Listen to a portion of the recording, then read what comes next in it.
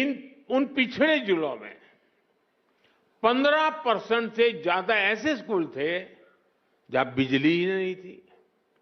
आज आकांक्षी जिला योजना की वजह से ऐसे हर स्कूल को बिजली कनेक्शन दिया जा चुका है। साथियों, जब वंचितों को वरीयता मिलती है, पिछड़ों को प्राथमिकता मिलती है, तो उसके नतीजे भी बहुत अच्छे मिलते हैं। आज आकांक्षी जिलों में माता मृत्यु दर कम हुई है, बच्चों का स्वास्थ्य सुधरा है, पढ़ाई का स्तर सुधरा है। कितने ही पैरामीटर्स में ये जिले अब अन्य जिलों से बेहतर कर रहे हैं। साथियों, अब इसी मॉडल पर हम खेती के मामले में पिछड़े देश के 100 जिलों का, जो खेती के क्षेत्र में बाकी चीजों में आगे होंगे, ऐसे 100 जिलों का हम विकास करना चाहते हैं, उस पर ध्यान केंद्रित करके काम करना चाहते हैं। पीएम धन धान्य कृषि योजना की प्रेरणा वही आकांक्षी जिलों का मॉडल है। इस योजना के लिए 100 जिलों का चयन बहुत सोच समझकर किया गया है। 3 पैरामीटर्स पर इन जिलों का चुनाव किया गया है। पहला, खेत से कितनी पैदावार होती है। दूसरा, एक खेत में कितनी बार खेती होती है। और तीसरा, किसानों को लोन या निवेश की कोई सुविधा है, और है तो कितनी मात्रा में है। साथियों, हमने अक्सर 36 के आंकड़े की चर्चा सुनी है। हम बार बार कहते हैं उनके बीच तो 36 का आंकड़ा है, लेकिन हर चीज को हम चुनौती देते हैं, उसको उल्टा करते हैं। इस योजना में हम सरकार की 36 योजनाओं को एक साथ जोड़ रहे हैं।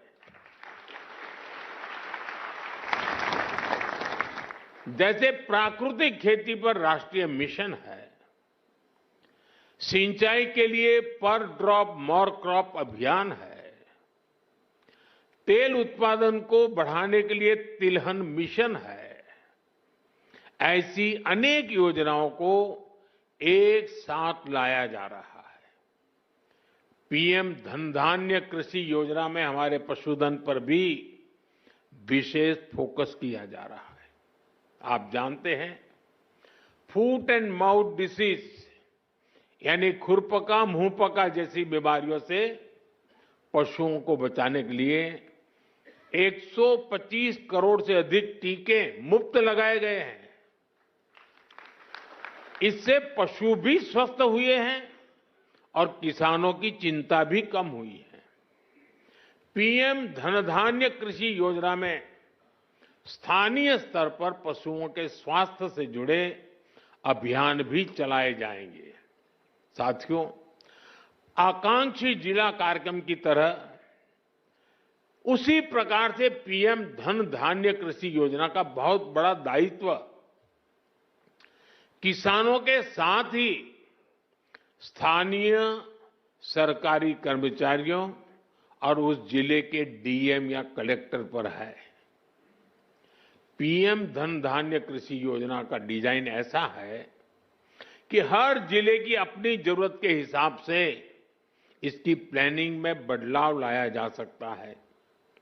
इसलिए मैं किसानों और संबंधित जिलों के मुखिया से आग्रहपूर्वक कहूंगा, अब आपको जिले के स्तर पर ऐसी कार्य योजना बनानी है जो वहां की मिट्टी और वहां की जलवायु के अनुकूल हो।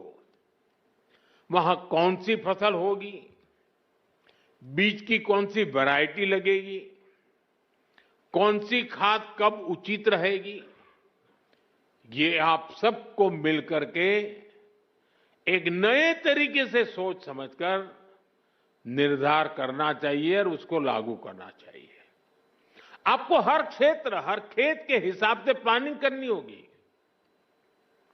अब जैसे कहीं पानी अधिक होता है तो वहां वैसी उपज होगी, कहीं पानी की कमी है तो वहां उस प्रकार की फसलें उगानी होगी। जहां खेती संभव नहीं वहां पशुपालन और मत्स्य पालन को बढ़ावा देना होगा। कुछ क्षेत्रों में मधुमक्खी पालन एक बेहतर विकल्प होगा। तटीय इलाकों में सीवीड फार्मिंग एक शानदार विकल्प हो सकता है। पीएम धनधान्य कृषि योजना की सफलता लोकल लेवल पर इसके इम्प्लीमेंटेशन से ही होगी। इसलिए हमारे युवा अधिकारियों पर बहुत जिम्मेदारी होगी। उनके पास कुछ कर गुजरने का मौका है। मुझे विश्वास है कि युवा साथी किसानों के साथ मिलकर देश के 100 जिलों की खेती की तस्वीर बदल देंगे। और मैं आपको विश्वास से कहता हूं, जैसे ही उस गांव में खेती की तस्वीर बदली, उस पूरे गांव की इकोनॉमी बदल जाएगी। साथियों, आज से दलहन आत्मनिर्भरता मिशन भी शुरू हो रहा है। ये सिर्फ दाल उत्पादन बढ़ाने का मिशन नहीं है, बल्कि हमारी भावी पीढ़ी को सशक्त बनाने का भी अभियान है।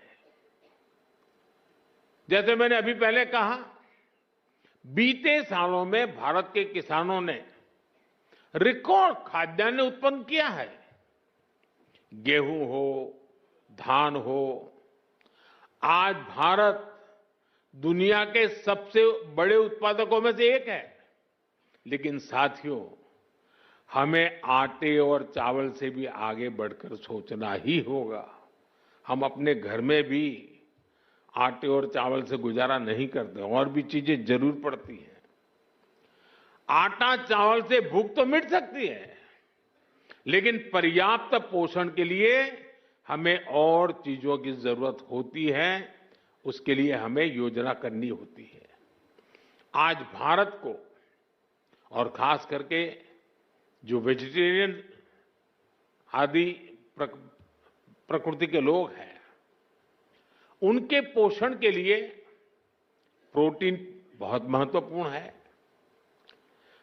अन्य भी चीजों की जरूरत होती है, उसमें एक प्रोटीन भी है। हमारे बच्चों को, हमारी भावी पीढ़ी को उनके शारीरिक विकास के लिए और उसके साथ मानसिक विकास के लिए भी प्रोटीन का उतना ही महत्व है। और स्वाभाविक है, खास करके जो वेजिटेरियन लोग हैं, और हमारे देश में काफी बड़ा समाज है, उनके लिए तो दाल ही प्रोटीन का सबसे बड़ा सोर्स होता है। पल्सेस से उसका रास्ता होते हैं। लेकिन चुनौती ये भी है कि भारत आज भी, हम कृषि प्रधान देश तो है, लेकिन दुर्भाग्य देखिए, भारत आज भी इस प्रकार की आवश्यकताओं के लिए अपनी जरूरतें पूरी नहीं कर पा रहा है। आज देश बड़ी मात्रा में दाल का आयात करता है, दूसरे देशों से मंगाता है, और इसलिए दलहन आत्मनिर्भरता मिशन बहुत जरूरी है। साथियों, 11,000 करोड़ रुपए से अधिक का दलहन आत्मनिर्भरता मिशन, इसमें किसानों की बहुत मदद करेगा। लक्ष्य ये है कि दाल की खेती में 35 लाख हेक्टेयर की वृद्धि हमें कैसे भी करके करनी है। इस मिशन के तहत तूर, उड़द और मसूर दाल की पैदावार बढ़ाई जाएगी। दाल की खरीद की उचित व्यवस्था की जाएगी। इससे देश के करीब 2 करोड़ दाल किसानों को सीधा लाभ होगा। थोड़ी देर पहले कुछ दाल किसानों से मेरी बातचीत हुई। और मैंने देखा कि वो आत्मविश्वास से भरे हुए थे, बहुत उत्साहित है और उनका स्वयं का अनुभव पूरा सफल रहा है। और उन्होंने कहा कि कई किसान अब देखने के लिए आते हैं कि भाई इतना बड़ा कैसे कर लिया। देश को दलहन में आत्मनिर्भर बनाने के लिए मैंने उनको बहुत ही मजबूती के साथ, विश्वास के साथ बातें करते हुए देखा। साथियों, मैंने लाल किले से विकसित भारत के 4 मजबूत स्तंभों की चर्चा की है। इन 4 स्तंभों में आप मेरे सभी किसान साथी, हमारे सबसे अन्नदाता हमारे एक मजबूत स्तंभ है। बीते 11 वर्षों से सरकार का निरंतर प्रयास रहा है कि किसान सशक्त हो, खेती पर ज्यादा निवेश हो। हमारी ये प्राथमिकता खेती के बजट में भी दिखती है। बीते 11 वर्षों में खेती का बजट करीब 6 गुना बढ़ गया है। इस बढ़े हुए बजट का सबसे अधिक फायदा हमारे छोटे किसानों को हुआ है। मैं आपको एक उदाहरण देता हूं। आपको पता है कि भारत अपने किसानों को खाद पर सब्सिडी देता है। कांग्रेस सरकार ने अपने 10 साल में खाद पर 5 लाख करोड़ रुपए की सब्सिडी दी थी। मेरे आने से पहले 10 साल में 5 लाख करोड़। हमारी सरकार ने, भाजपा एनडीए की सरकार ने पिछले 10 साल में खाद में जो सब्सिडी है वो 13 लाख करोड़ रुपए से ज्यादा दी है। साथियों, कांग्रेस सरकार एक साल में खेती पर जितना खर्च करती थी, एक साल में खेती पर जो खर्च होता था, उतना तो बीजेपी एनडीए की सरकार एक बार में पीएम किसान सम्मान निधि के रूप में किसानों के बैंक खाते में जमा कर देते हैं। अब तक 3,75,000 करोड़ रुपए सीधे पीएम किसान सम्मान निधि के आपके बैंक खातों में भेजे जा चुके हैं। साथियों, किसानों की आय बढ़ाने के लिए हमारी सरकार पारंपरिक खेती से भी आगे विकल्प उन्हें दे रही है। इसलिए पशुपालन, मछली पालन, मधुमक्खी पालन भी, उनके पर भी अतिरिक्त आय के लिए बल दिया जा रहा है। इससे छोटे किसानों को, भूमिहीन परिवारों को भी ताकत मिलती है और इसका फायदा देश के किसान उठा रहे हैं। अब जैसे शहद उत्पादन का सेक्टर है, 11 वर्ष पहले जितना शहद भारत में पैदा होता था, आज उसका करीब करीब 2 गुना शहद उत्पादन भारत में होता है। 6-7 साल पहले करीब 450 करोड़ रुपए शहद हम एक्सपोर्ट करते थे, 450 करोड़ रुपए का। लेकिन पिछले साल 1500 करोड़ रुपए से अधिक का शहद विदेशों को निर्यात हुआ है। ये 3 गुना अधिक पैसा हमारे किसानों को ही तो मिला है।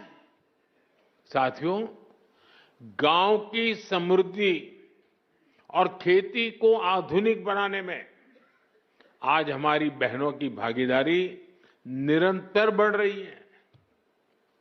अभी एक देवी जी से मेरी बात हो रही थी, वो राजस्थान से थी। वो अपना स्वयं सहायता समूह से जुड़ी। वो मुझे कह रही है कि आज उनके मेंबर 90,000 है, 90,000। कितना बड़ा काम किया होगा। एक डॉक्टर बहन मिली, स्वयं पढ़ी लिखी डॉक्टर है, लेकिन अब पशुपालन में उसमें लग गई है। देखिए, खेत में फसल का काम हो या फिर पशुपालन, आज गांव की बेटियों के लिए अवसर ही अवसर है। देश भर में 3 करोड़ लखपति दीदियां बनाने का जो अभियान है, उससे खेती को बहुत मदद मिल रही है।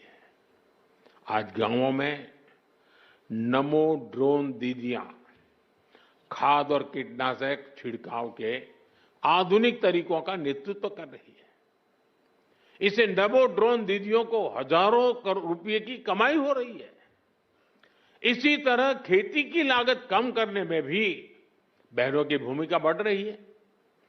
किसान प्राकृतिक खेती से जुड़े, इसके लिए देश में 17,000 से अधिक ऐसे क्लस्टर बनाए गए हैं जो जरूरी मदद देते हैं। करीब 70,000 कृषि सखियां प्राकृतिक खेती को लेकर जरूरी मार्गदर्शन किसानों को देने के लिए तैयार है। साथियों, हमारा प्रयास हर किसान, हर पशुपालक का खर्च कम करना और लाभ ज्यादा देने का है। अभी जो जीएसटी में नया सुधार हुआ है, अभी शिवराज जी बड़े उत्साह से उसकी बात कर रहे थे, इसका भी बहुत अधिक फायदा गांवों के लोगों को, किसानों, पशुपालकों को हुआ है। अभी जो बाजार में से खबरें आ रही हैं वो बताती हैं कि त्योहारों के इस सीजन में किसान बड़ी संख्या में ट्रैक्टर खरीद रहे हैं, क्योंकि ट्रैक्टर और भी सस्ते हुए हैं। जब देश में कांग्रेस सरकार थी तो किसान को हर चीज महंगी पड़ती थी। अब ट्रैक्टर ही देखिए, एक ट्रैक्टर पर कांग्रेस की सरकार 70,000 रुपये का टैक्स लेती थी। वहीं जीएसटी में नए सुधार के बाद वही ट्रैक्टर में सीधे करीब 40,000 रुपये सस्ता हो गया है। साथियों, किसानों के उपयोग की बाकी मशीनों पर भी जीएसटी बहुत कम किया गया है। जैसे धान रोपने की मशीन है, उस पर 15,000 रुपये की बचत होगी। इसी तरह पावर टिलर पर 10,000 रुपये की बचत पक्की हो गई है। थ्रेसर पर भी आपको 25,000 रुपये तक की बचत होगी। टपक सिंचाई, फव्वारा सिंचाई से जुड़े उपकरण हो, कटाई मशीन हो, सभी पर जीएसटी में भारी कमी की गई है। साथियों, प्राकृतिक खेती को बल देने वाली जो खाद है, कीटनाशक है, वो भी जीएसटी कम होने से सस्ते हो गए हैं। कुल मिलाकर देखें तो गांव के एक परिवार को डबल बचत हुई है। एक तो रोजमर्रा का सामान सस्ता हुआ है और ऊपर से खेती के उपकरण भी अब कम दाम में मिल रहे हैं। मेरे प्यारे किसान साथियों, आपने आजादी के बाद भारत को अन्न उत्पादन में आत्मनिर्भर बनाया। अब विकसित भारत बनाने में आपकी बहुत बड़ी भूमिका है। एक तरफ हमें आत्मनिर्भर होना ही है, दूसरी तरफ हमें वैश्विक बाजार के लिए भी उत्पादन करना है। अब हमें दुनिया के दरवाजों पर दस्तक देनी है। दोस्तों, हमें ऐसी फसलों पर भी बल देना है जो दुनिया की मंडियों में छा जाए। हमें आयात कम करके ही रहना है और निर्यात बढ़ाने में कोई पीछे नहीं रहना है। पीएम धन धान्य कृषि योजना, दलहन आत्मनिर्भरता मिशन, ये दोनों इसमें बड़ी भूमिका निभाएंगे। आज इस महत्वपूर्ण अवसर पर एक बार फिर इन योजनाओं के लिए मेरे किसान भाई बहनों को मैं अनेक अनेक शुभकामनाएं देता हूं। आपको आने वाली दिवाली के पर्व की भी बहुत बहुत शुभकामनाएं देता हूं। बहुत बहुत धन्यवाद।